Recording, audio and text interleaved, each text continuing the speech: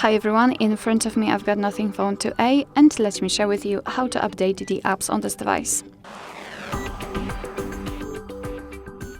So let's start with making sure that you've got the internet connection because it is required, and then let's enter the Play Store.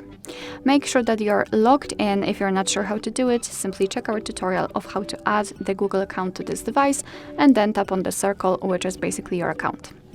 Then let's tap on Manage Apps and Device and tap on Manage. And as you can see here, we've got the list of all installed apps, so let's tap on Updates Available to check which one can be updated.